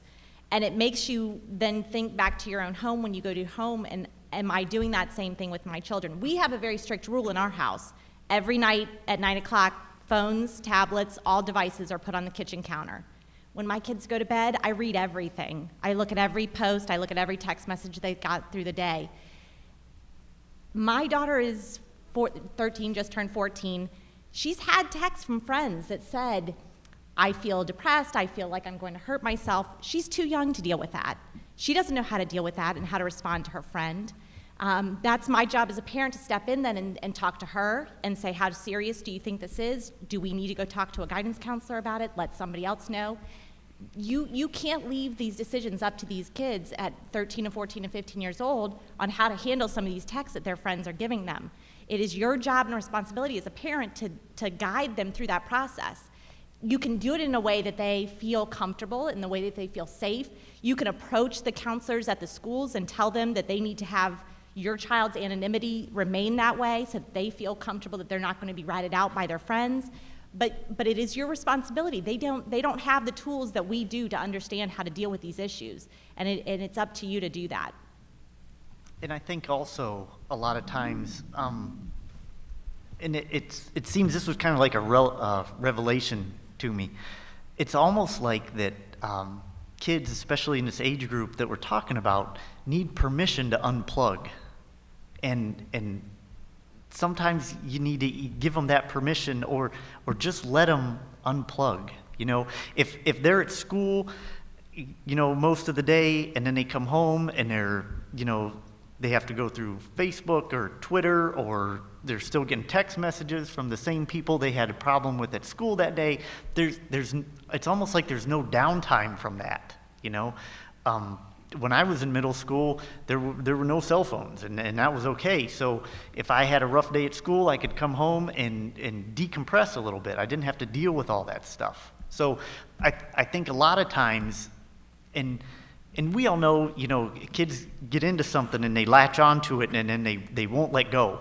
You know, it's, well, I can't miss this tweet, or I can't not update my Facebook page, or, you know, even over the weekend. But I think if you give them that space and that opportunity by just unplugging them for a little bit, you know, I think that goes a long way with solving some of the issues that we see spill over on social media and stuff like that. Just the decompression and the downtime, you know, that works wonders. Okay. Mike, I know you had someone down here. I thought I did.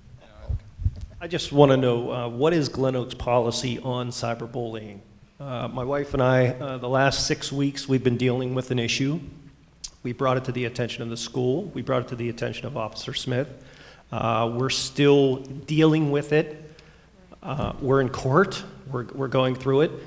My son shouldn't have to go through that, okay? We don't need to go through that. We have another 10-year-old daughter who's now been put into this.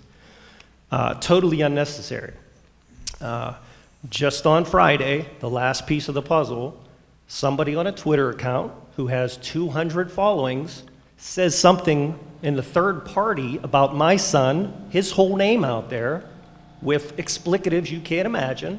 So my son, one of his neighbors right up the street, sent it to him. He brings it to us. Totally ridiculous. Totally ridiculous that we have to deal with this. We're probably not the only ones doing it, okay? But this has to end. It has to end. And you got to get involved. You got to talk with your kids, because you can't concentrate. We've had our cars vandalized. You know, we have my daughter screaming what's going on out there. We have the police at our house at 2:30 in the morning. Just because somebody got a car and you're jealous? Are you kidding me? And the whole neighborhood is hearing this? Is that right? Absolutely not. So as a parent, I need to know what GlenOak's cyberbully policy is. Because this kid who said this on Friday, we call and talk to the Officer Smith, and Officer Smith said, well, since he didn't directly say it to your son, we can't hold him accountable in court.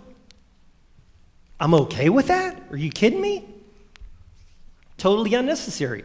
So do we go to the next step? Do we go to the superintendent and say, okay, I want that kid suspended. I want him expelled. Is that going to stop it? Something has to happen.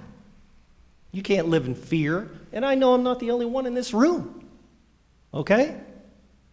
But it's happening every day, not only in Stark County, all over the country, but it's affected us, and it's got to end now, okay? Because I'm not okay with it. That's why I'm here tonight, because I wanted to hear about cyberbullying. I didn't hear too much about it. Everybody up there was fantastic, true professionals, okay? But I came to hear this, because this is my world. My daughter's 10, she has a cell phone. She doesn't have a Twitter account yet, we won't let her do that. My son, who's 16, gonna be 17, has a Twitter account, okay? And I know that's great that you're reading the text and so forth. My wife and I won't do that. I trust my kid, he's a good kid, okay? There are kids in every borough that you know they're the bad kids, okay? For one reason, they come from broken homes, whatever, okay? But I guess their parents aren't talking at home. But now we're dealing with it, okay? And I'm still not dealing with it. I got to go to court. I have to take time off of work. She has to take time off of work to go to court and hear a young man say, yeah, it was kind of stupid, okay? I'm sorry for damaging your car, okay? I find out today he's only responsible for $500, my deductible. The damage to my son's car is $1,400. Are you kidding me? That's real life. This is real life, what we're dealing with. It's ridiculous. Talk to your kids, end it. And I'd like to hear the answer. What is GlenOak's policy on cyberbullying? Because I'm not the only one. I'm the one talking today on a group of people in here. And I'd like to hear the answer. Thank you. Okay, thank you. Our policy is this. We have a policy for intimidation, harassment, and we follow that policy. Do I know it verbatim standing in front of you? No, but this much I know.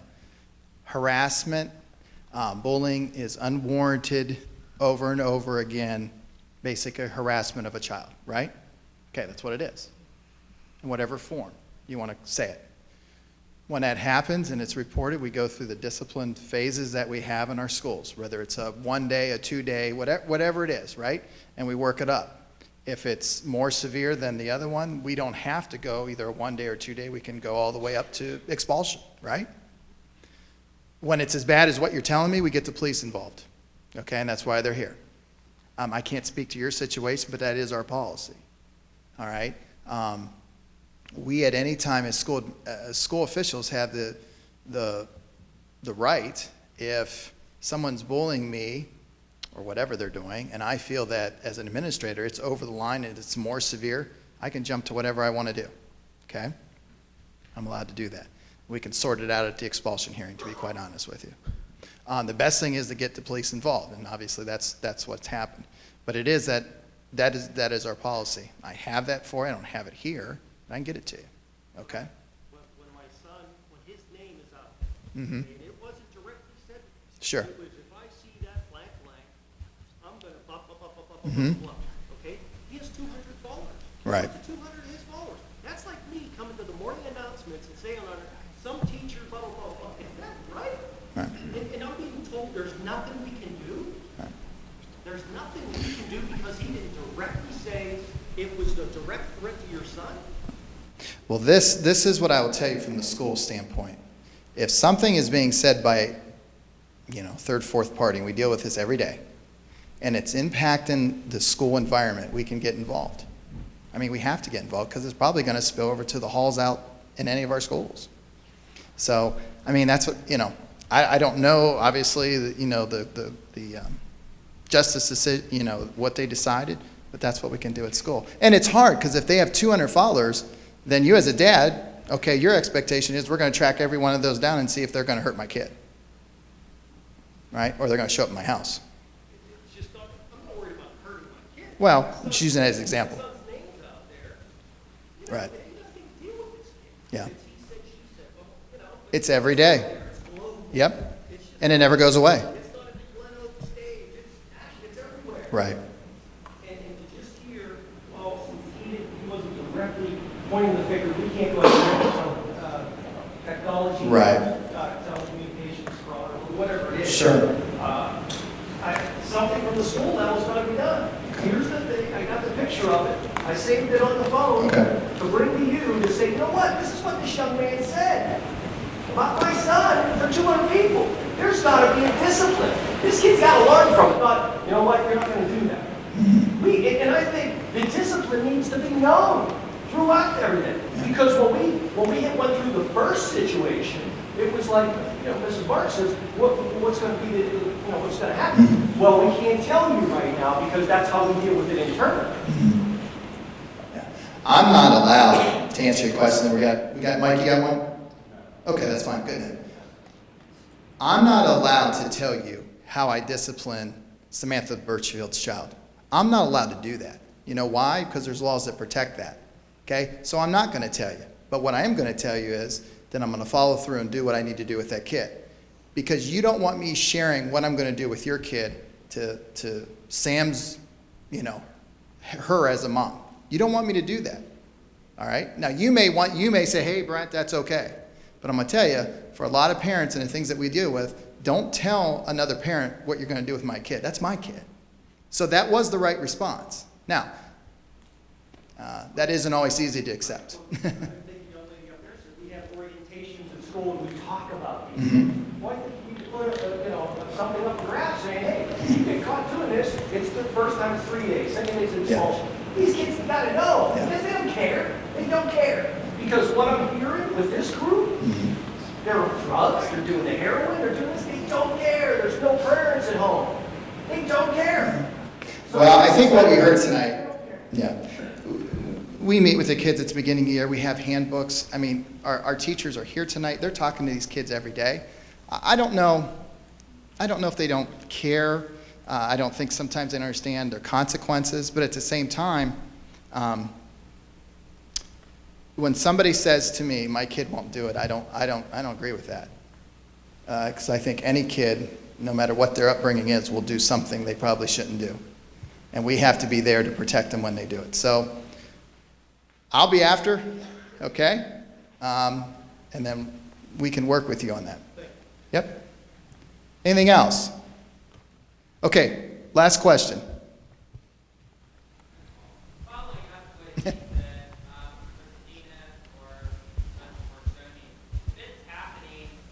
Like if this tweet happened away from the school building, how can the school be held responsible that it is going to affect the kid when he comes to school?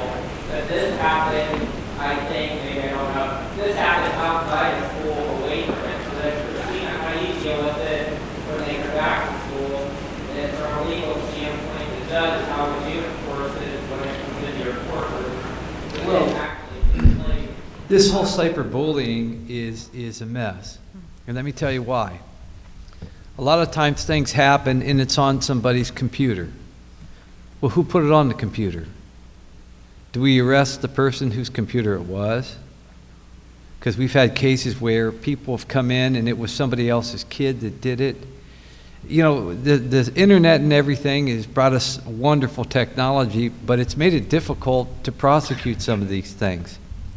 So you just have to take it on a case-by-case basis. I don't know all the facts of this of your case, so I can't really speculate on that. We did have one where we prosecuted an alliance, and I sent her to a young girl. I don't know all this Facebook stuff and Twitter. It gets Johnny Manziel in a lot of trouble. But she opened up an account in another person's name, another student, and wrote nasty things to everybody, and it presumed to be this young lady. She's a high school student. I sent her to jail for 30 days. That's the message I sent on that particular case. But it took us a heck of a lot of work to get all that information to show that it was that specific person. So they're difficult cases. They're not insurmountable, but that's how we're handling those. Go ahead. In our case, in the school, I know that we can roll out discipline to the students if it's brought into our schoolhouse. A lot of time, in my particular situation, my kids can get off the bus taking their earrings off. They could be ready to go, and that's not like it was back in the day. There was jawing and going back and forth. Now this is their form of communication. There's no more talking before they would try and get in an physical altercation. So it filters into the building, and anything thereafter can be disciplined by our administration in-house. In the case of outside circumstances with your car and in the community, we encourage parents press charges. You have to. You have all the evidence there. You have to contact an attorney. You have to press charges. So that would be the line that I would think would have to be drawn. Is it harassment? Absolutely. Is it inappropriate? Absolutely. And it always filters into the schoolhouse. So we can handle it and discipline it as far as we can, and then we make the recommendation to the parents. And Mr. Mucci, when you said when they come back, did you mean like when they come back from suspension, or I didn't?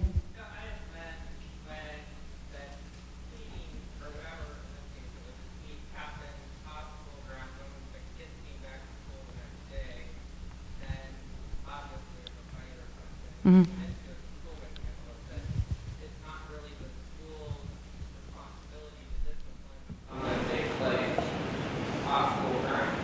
Well, technically, that Jessica Logan Act says it is.